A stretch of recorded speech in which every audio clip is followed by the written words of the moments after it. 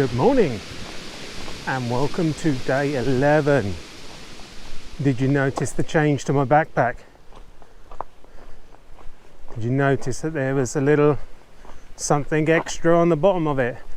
That being a tent. Now, things have had to change. Problems with tickets made me have a quick think about what I'm going to do for the last 110 miles. I've decided on doing 5 days at roughly 22 miles per day, and abandon the idea of doing the 13 sort of 15 mile days, just because it was becoming, I just couldn't fit it in. I couldn't fit in.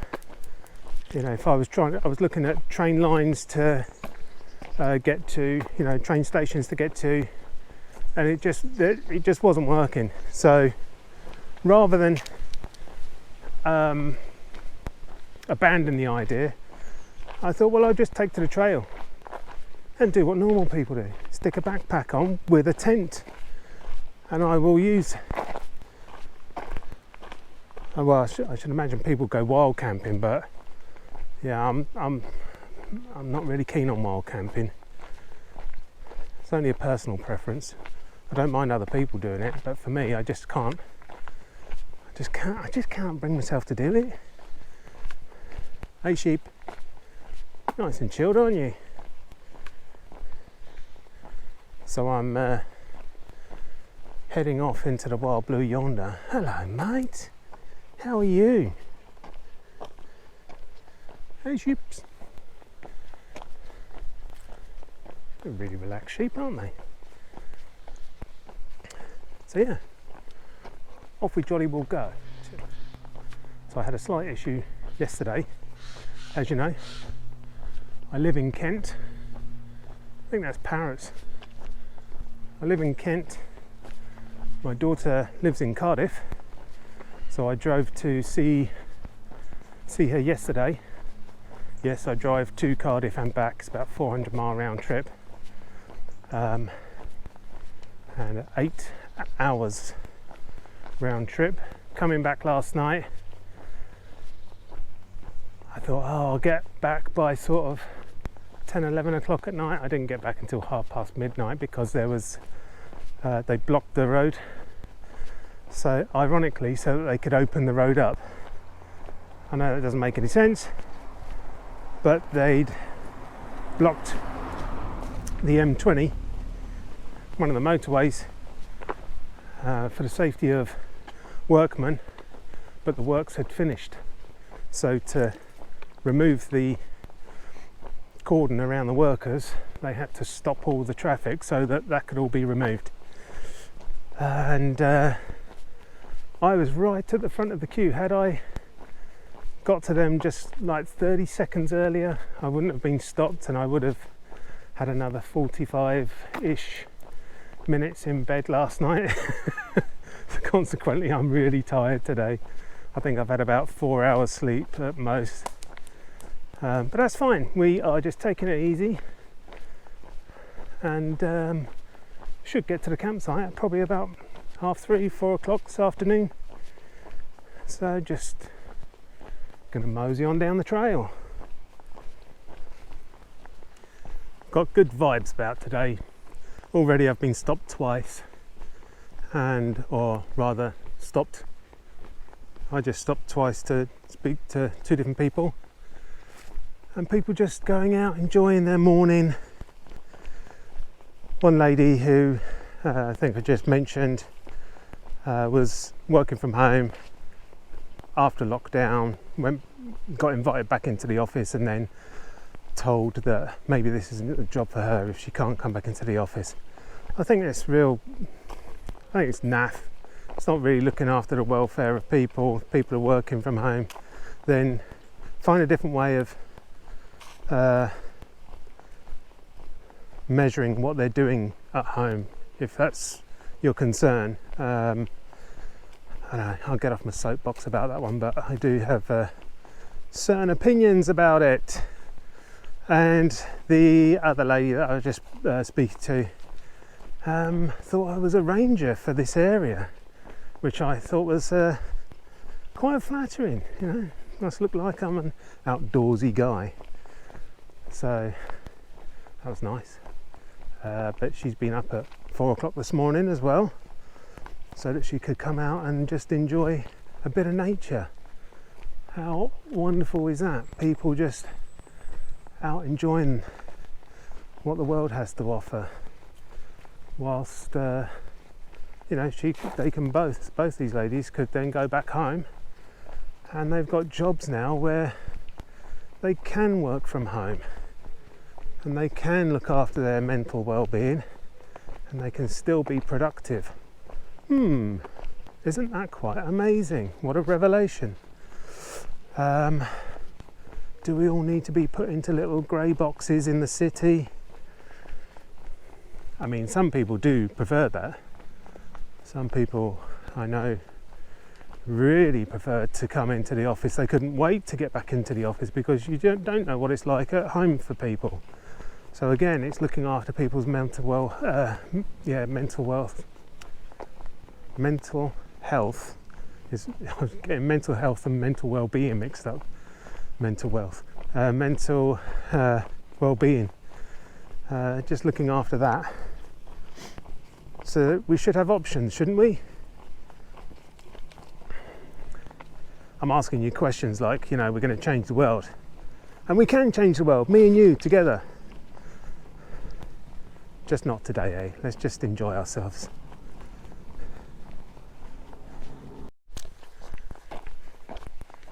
Well, as you can see, the threat of rain is upon us.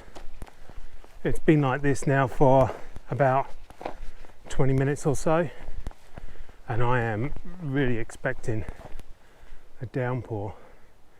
I just wheel around, you can see the sky behind us, and it's very moody, which will be interesting because I've got no wet weather gear.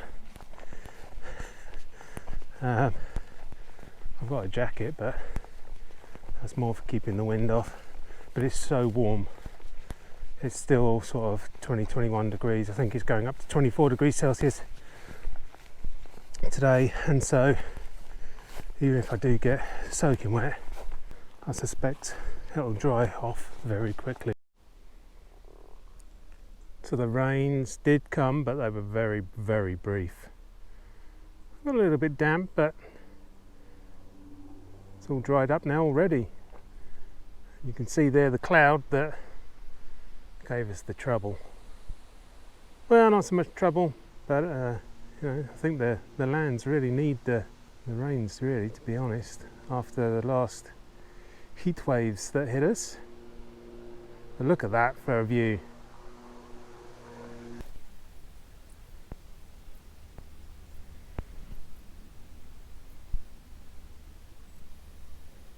You can maybe just hear the rustling of trees in the background.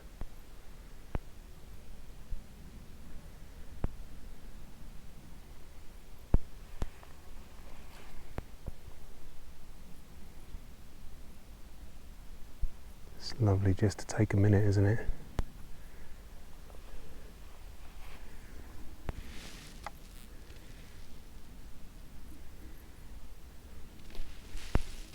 There's the cloud that gave us a lot of rain earlier, and that was my belly telling me that I'm hungry. It feels like this is where we're heading towards, into this valley, because it is all downhill this next few kilometres. So that looks like, yeah, probably where we're heading to. And if we look back, well, actually we can't see where I've been because it's over this ridge on the other side there. But also, you see that house down nestled amongst those trees? It's a whopper of a house.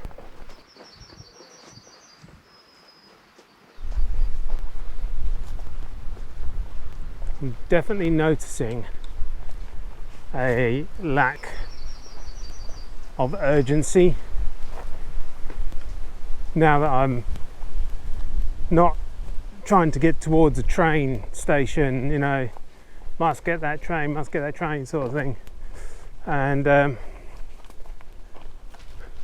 I've got to say, it's making for a much nicer walk, much more relaxing, really nice. Maybe this is a missing piece of the walk so far, the fact that I needed to stay on the trail rather than section hike it. I should have through hiked it. Maybe that's a lesson. We'll see, won't we?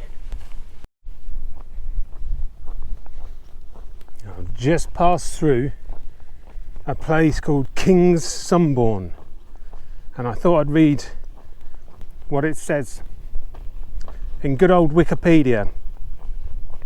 Kingsborne was included in the Domesday Book in 1086 when it was claimed by the King's bailiff, by the king in lordship, and known as Sunburn back then, way back then. As a part of the Crown's lands, it was not assessed for taxation. The book records 25 villagers, 8 smallholders, 2 slaves and 7 freedmen. No cars. 3 mills and 2 churches are also reported, and land for 10 ploughs in addition to meadow land and pasture. The present church of St. Peter and St. Paul, part of which dates to the early 13th century, probably occupies the site of one of the original churches. Probably. But I guess we'll never know. Nice little place. I've refilled my water there, but I couldn't find the convenience store, which apparently exists there. So I'm going to have a grumbling belly for the rest of the day, which is fine. Also, we just had another right old downpour, and it's all dried up again. So I think we've got showers all day today, just rolling through the countryside.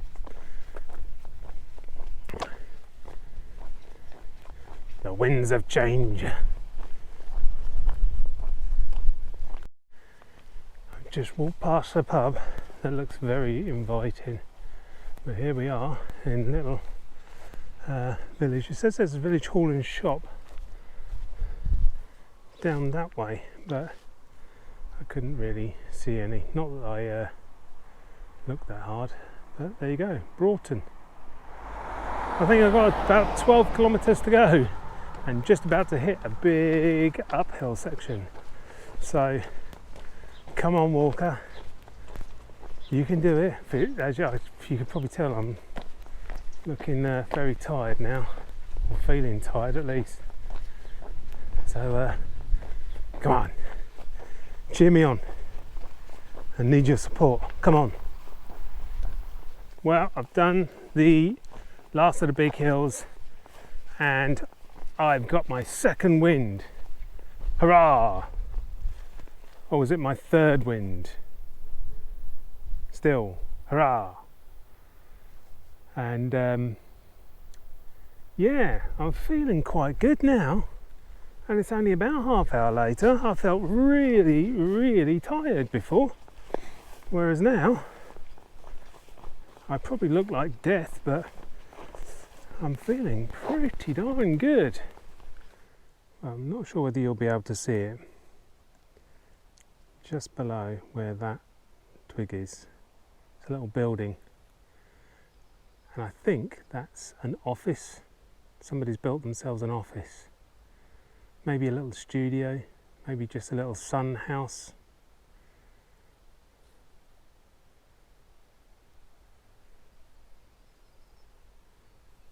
There is properties over here. You can imagine, just if they wanted to escape, maybe they're a painter or something. Who knows? Could be a writer. Could be the next Roald Dahl. Didn't he take himself away into his little cabin? I'm not too sure. Okay. Today can, especially the last second half, can only be described as a slog. That was so hard. Sorry about the wind. That's part of the problem. So, I'm going to say to the pip now. You might see a time lapse of me putting up a tent. If not, I might. If that didn't go so well, then it's probably just some pictures of the campsite for tonight. But day 11 is done. And tomorrow is going to be a slightly shorter day. I think it's about 15-16 miles. But I think what I'm planning to do is treat it more like a working day. Walk for a few hours, then have a 15-minute break. Walk for a few hours, have half-hour lunch. 15-minute break in the afternoon. Because I think the constant pounding on my feet is causing problems, but none that can't be overcome. So yeah, anyway, thank you very much for watching and being here with me. Awesome to see you. And yeah, if you made it to the end, then you get a thank you, you see. So yeah, thanks very much for watching. Don't forget to subscribe if you haven't subscribed. I try and release a video once a week, but it really depends where I've been able to get to film. And but hopefully in the next 5 weeks at least, you should have some content. But I'm not going to gabble on, because it could well be that I can't use any of this because it's too windy. So I'll say thanks very much for watching. See you tomorrow. Let's get up nice and early. Fresh day tomorrow, and I'll be fully rested and I'll have a smile on my face. Take it easy. Bye for now.